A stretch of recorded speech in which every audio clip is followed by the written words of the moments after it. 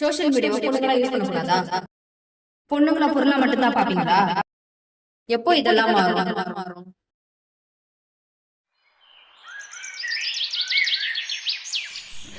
அது ஒரு அழகான காலை பொழுது. இந்த நடுத்தர குடும்பத்தை சேர்ந்தவர்கள்தான் சுஜியும் அவரின் அப்பாவும்.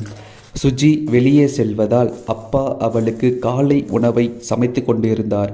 சுஜி தயாராகிவிட்டு அப்பாவிடம் உணவை வாங்கி கொண்டு தன் தோழி வீட்டுக்கு சென்றாள். அவளின் அப்பா மற்ற வேலையை பார்க்க ஆரம்பித்தார். அன்று இரவு சுஜி அவள் தோழி வீட்டில் தூங்கிக் கொண்டிருந்தாள். அப்பொழுது அவளின் தொலைபேசியில் இருந்து நோட்டிபிகேஷன் சத்தம் கேட்டு தொலைபேசியை பார்த்து கொண்டிருந்தாள். பிறகு எழுந்து கண்ணாடியை பார்த்து முகத்தை அலங்கரித்து கொண்டு இருக்கும்போது மீண்டும் நோட்டிபிகேஷன் சத்தம் தொடர்ந்து வந்து கொண்டே இருந்தது. அந்த தொலைபேசியில் முன்பின் தெரியாத நபரின் இணையதளத்தில் சுஜியை பற்றி தவறான மெசேஜ்களும் அவளின் போட்டோ மார்பிங் செய்யப்பட்டதை பார்த்து பயந்து போனாள். அடுத்த நாள் வெளியே சென்றபோது அவளின் மார்பிங் செய்த புகைப்படம் இணையதளத்தில் மிக வேகமாக பரவியது. போகும் வழியெல்லாம் தெரிந்தவர்களும் தெரியாதவர்களும் அவளை கேலியும் கிண்டலும் வீடியோவாகவும் எடுத்தனர்.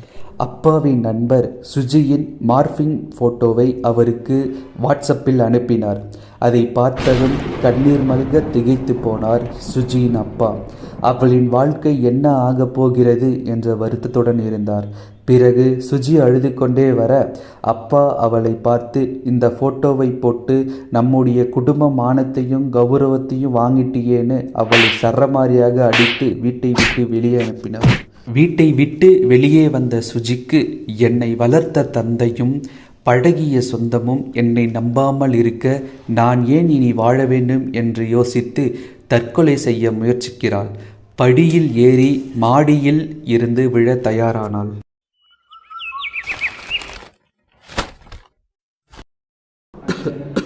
மதி, கொஞ்சம் தண்ணி எடுத்துட்டு வாமா. உட்காருமா. தாத்தா, அப்புறம் என்ன ஆச்சு? அடுத்தவங்க வீட்டு பொண்ணுக்கு தானே நடக்குது, நம்ம வீட்டு பொண்ணுக்கு நடந்தா எதுவாக இருந்தாலும் பார்த்துக்கலாம் அப்படின்னு நினைக்கிற மக்கள் மனநிலையை மாற்றினீங்கன்னா இந்த சமூகம் பெண்கள் சாகணுமா இல்லை சாதிக்கணுமா? மக்கள் உங்கள் கையில். கருத்து.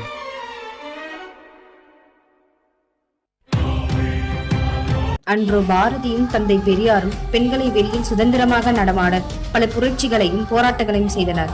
ஆனால் இன்று உள்ள சமூகமோ பெண்களின் உடலையும் வயத்தையும் வைத்துக் கொண்டு பணம் சம்பாதித்து அவர்களின் மகிழ்ச்சியையும் நிம்மதியையும் மரியாதையும் சீர்குலைக்கின்றனர். கடந்த 2017 ஆண்டு அறிக்கையின்படி சைபர் புள்ளியால் 14.5% பேர் தற்கொலை செய்ய எண்ணம் தோன்றுவதாகவும் 8.7% பேர் தற்கொலை முயற்சி செய்து இறக்கிறார்கள் என்றும், அதிலும் பெரும்பாலோர் 10 பருவ பெண்கள் தான் அதிகமாக பாதிப்படைகிறார்கள் என தெரியவந்துள்ளது. உங்களுடைய மார்பிங் செய்த புகைப்படத்தை ஏதாவது வலைதளத்தில் வெளியிட்டால் உடனே reportstop.ncii.org என்ற இணையதளத்தை பயன்படுத்தி உங்களுடைய மார்பிங் செய்த புகைப்படத்தை நீக்கிவிடலாம்.